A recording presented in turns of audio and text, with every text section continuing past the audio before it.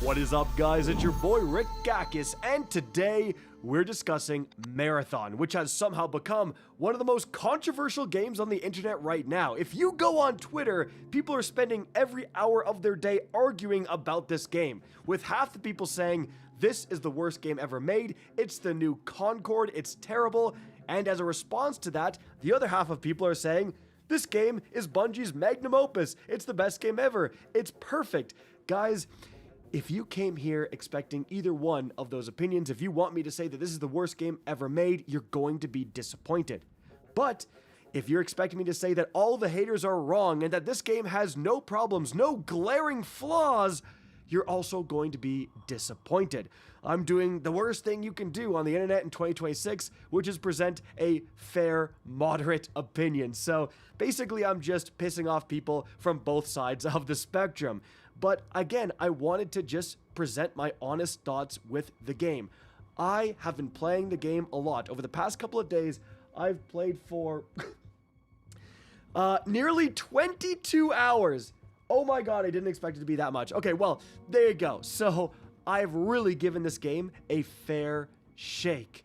What do I think of it? What are the pros? What are the cons? Well, let's get started. Alright, first of all, guys, I come from a Destiny 2 PvE background. That's what I love. And so, Marathon is pushing me out of my comfort zone. This game is much more PvP focused, and that is a very dividing factor. Some people love that, some people hate that, right? For example, you have another extraction shooter game like Arc Raiders. That game is an incredible game. It's popping off right now. It's the thing that Marathon is absolutely going to be compared to. But in that game, in case you don't know, there was aggression-based matchmaking. So if you are purposely going out and fighting other players, you're going to start matchmaking with people who are also doing that. Your games will just become a PvP sweat fest. Conversely, if you're talking to people with prox chat and trying to be nice and befriending people, and especially if you're solo, you're going to get lobbies more like that where you'll almost never encounter PvP. Marathon's not like that. It is a shoot on sight type of game 90% of the time. Now, with that being said, I have had some friendly interactions. We had a group of people that recognized me from YouTube. They're like, oh, Rick, and we ended up going our separate ways and calling a truce to a gunfight. That was sweet. Another time, we spotted a Rook, which is a solo-only character, kind of hiding behind a truck. We said, all right, buddy, hey, jump up and down if you can hear us. Okay, sweet, you can extract with us. And he did. So there is friendly encounters, but that happens much less often. In Marathon, it is much more sweaty, much more PvP focused, and some people are just not going to like that. But no, when you're actually in the game, you're playing the game, how does it feel? Well, I'll tell you one thing. The gunplay feels tight. It feels good. I really like the gunplay. Guys, it's Bungie. They are still pulling off great gunplay, okay? That is one of the most important things. If this game didn't have good gunplay, it's a flop. It's over, right? But I have to be honest, it does feel great. My shots are going where I want them to go. I feel like I'm winning gunfights. I deserve to win. I'm losing gunfights. I deserve to lose. And that is not always the case. I played High Guard. I gave High Guard a fair shake, guys. I played it once. I never came back. One of my main complaints was simply that my gunplay didn't feel good. I felt like it was floaty, that I was like missing shots I didn't deserve to miss. I didn't think I should miss. I was losing fights I thought I had the upper hand in. Just didn't feel good. Marathon is not like that. The gunplay feels tight. All right. But when you're actually in the game, right, you got a solid gunplay. You got much more PvP focused. But one of the main complaints is that you're simply not able to find other players. You're not able to engage other teams. Now, I've had games where we're fighting the entire lobby. And I'll try to show some background gameplay of like some of the more intense fights. Man, when you do find a team and then there's another team, like things get really intense really fast. I've also had games that are pretty boring. Maybe you'll fight a team right off the rip, but then you won't see another team for the rest of the match. That, I think, Bungie may need to fiddle with. It's kind of a bit of a hard one because if you put in too many other teams into this PvP sweatfest game like I talked about earlier, people are much more likely to shoot on sight in Marathon than Arc Raiders. You're going to alienate some of the more PvE focused players because you can go in, actively avoid other players, and have a bit of a more PvE experience. There is tons of PvE objectives, special encounters you can do, leveling up, getting loot, while avoiding other players. And so that's more of a PvE element. It's all about striking the right balance. Right now, I've had both, man. I've had really exciting games and really boring games, right? And so, man, I can see if you go in and you don't have a large enough sample size, you have only absolute PvP, third-party teams, fourth-party teams, and you hate that. You're just like, dude, I'm thirsted right off the bat. I'm clapped right off the bat. This is no fun. Or you go in and teams just go the other way. You don't know where teams are going to go in an extraction shooter, and you have 3 boring games in a row. You're going to come away with that opinion, and that's not great either. So it's kind of a hard one to say. I've genuinely experienced both, so I can't say like for sure it's one way or the other. Now, something I do want to talk about. That's kind of like some of the base things about the game, but like when I said earlier, I've been playing this game a ton. I don't know if you could tell, guys. Voice is a little raspy, right? Nose is a pretty darn stuffed. I'm sick. I got 2 kids. It's basically like living with 2 biohazards right now. So I'm sick. I'm not feeling great. But I'm still putting in hours into Marathon. I think that says something. And the reason is because it's got me. It's got me a little bit in terms of that addiction to loot. Like I said, I'm a PvE focused player from Destiny 2. I am hyper loot motivated. I love games where I'm going in, I'm getting the shiny thing to improve my character. I love that. I love Borderlands. I love, again, Destiny and Destiny 2 for the past 14 years have been my thing. I love going after the loot. And in Marathon, it also has a bit of that loot addiction. It's got me. I have that. I want to play one more game so I can see if I can get anything good. Now, here's my current vault. It's hard to find really high quality loot unless you're doing some of the much harder PvE events. I have extracted some gold quality things, but actually all I got was a schematic, which allows me to buy this special shotgun. So yeah, I extracted a gold schematic, which basically lets me buy things in the armory. We'll talk about the armory tab. We'll get to the menu gaming. We'll get to all that stuff. But right now, I just kind of want to talk about the loot. So there's like something like 28 guns in this game. Dude, I've maybe seen 15. I'm still finding like brand new guns. This Demolition HMG, I did not see this gun for the first 12 hours of gameplay. This is like, it uses heavy rounds. It is a really slow shooting, like boop, boop, boop, boop, slow shooting machine gun. And again, like you have these certain guns that are much rarer to find. And so even the lower rarities, I have a base rarity sniper rifle. You're not going to find these that often. And when you do, it's a big deal. But in terms of the loot grind, when you encounter loot right off the bat initially, it seems a little boring. It seems a little boring because, I mean, this is just a sniper rifle. This is just a sniper rifle. This is an LMG, right? And the rarity of these things is determined only by the mods. So if you have a gold rarity Conquest LMG, and this is a green rarity, sorry, you also have blue, purple, even a white rarity with like no attachments, and then you put mods on it. If you put mods on your gun, you can see here I can maybe put in a balanced belt, so I can install this into my machine gun, right? And hey, hold on, I can remove this mod, put it in a vault, and then I can install a blue mod. All right, hold on, look at that. I just raised the rarity of this machine gun right there for you guys because I installed better mods. And so that shows you the rarity is just determined by the mods and the rarity of the mods that are on these guns. The guns at a base level are the same. And so that, again, it comes across as a little boring. Like, hey, where's my Destiny-style exotic crazy weapons, right? I haven't seen any.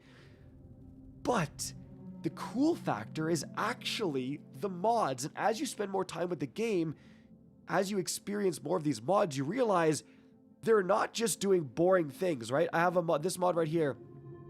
Grants considerable amount of increased accuracy for the first few rounds of a trigger pull. Wait a minute.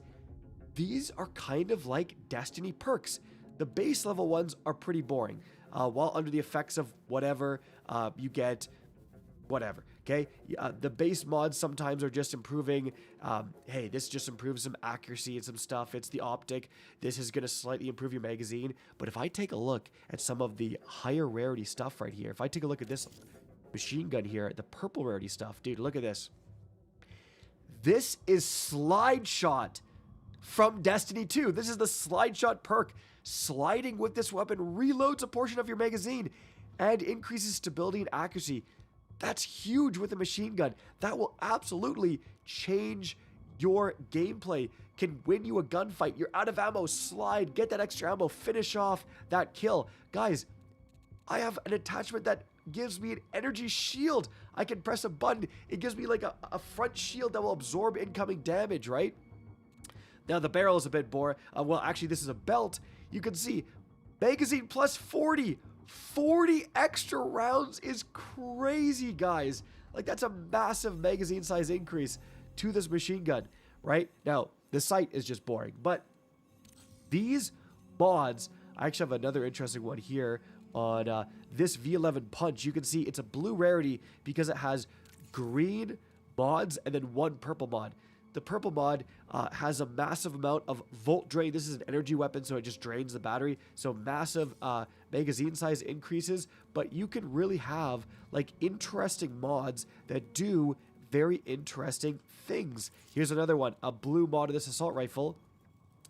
Rapid precision hits, temporarily increase stability and reload speed. It's rapid hit from Destiny 2. So now we get like a lot more interesting. I'm actually going to show you guys on screen right now. You also have gold rarity mods. So when you get a gold gun, it's actually just because it has a gold rarity mods. And I've seen some crazy ones. I've seen mods that drop random ammo when you kill enemies. I've seen mods that will give you like stacking bonuses to headshot damage, right? There is some really crazy mods that basically do turn these base level weapons into exotic feeling weapons, extremely special feeling weapons. That is very cool. That aspect has really started to draw me into the game, is trying to find these weapons, trying to find these cool mods, and keep these mods and attach them to different guns and add these very, very cool effects, really increasing the power of my weapons. Now, throughout that whole explanation, you may have noticed another big flaw with this game, and that is, bro, what is this menu? What am I looking at? Now, after 22 hours, I have no problem navigating this. I know exactly what everything does. But if you just are looting mods, like, look at these. Like, how am I supposed to know what these do at a glance? You know, what guns they can go on? It says universal chip mod, which means they can go on all of them. But as you get into higher difficulties, this one is only, I can only use this mod with the Era's RG. That's it. That's the only weapon I can use this mod for. And so, when you just start the game, when you're first opening a loot crate, when you're killed your first guy and you're opening his loot, and you just see all these different things, look at all these different implants. Implants can improve your character, right? So I have an implant here. While at critical health, your heat capacity is increased. Great. The low rarity ones are universal. But look at this, guys. I'll show you this. I just put this mod on. Requires Thief Shell. Huh. I'm not a thief. My current selected character is the Triage Shell. It lets me put on the wrong cores. I think that's a huge mistake. Now, maybe it'll let you transport them out of the game, but again, it's just an example of like, you open these bodies, you're under pressure. Maybe you hear gunshots in the background. Maybe the PvE enemies are pushing you. And God knows the PvE enemies are no joke. We'll talk about that in a sec. But all that's happening, and you have all these little symbols, and you have so much inventory management to do, it is very overwhelming for new players. It's very hard to know at a glance what is useful, what is not, what stuff does. Tons of tiny symbols. There's a ton of salvage. I really wish that they would simplify the salvage. There's like 50 million things I need to go in and get, and they all do different things for different upgrades. It's very overwhelming. I think the inventory is inventory management and all this stuff, again, while under pressure, while you're being shot in the middle of the game, being able to know what's good, what's bad, what should I keep, all when you just start the game, it's rough. The onboarding experience when it comes to like inventory management, very, very rough, guys. Another thing that's rough, people are having a hard time navigating the menus. I mean, look at this. I'm going to go to my vault. Okay, here's my vault. I have all this stuff. I'm going to click the armory. Armory is where you buy stuff. Let's say I got clapped. I lost all my stuff. I need to buy something in the armory to get going again. All right, hold on. Wait a minute. What? Why is there 7 different pages here? What are schemas? What's today's spot? Like, there's a lot going on. Now, when you get used to it, it makes total sense. I can buy things from different sponsors. Different sponsors will offer different things to buy because I have this massive upgrade system where all these different factions are offering contracts. Doing these contracts will get me rewards, but also increase the reputation with that faction, right? Then every single faction has its own unique upgrade path. Look at this.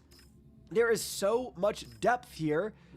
I clicked on this fairly for the first time. Here's an extremely stylized intro. Let me skip that. But yeah, like every single faction has its own unique upgrade path.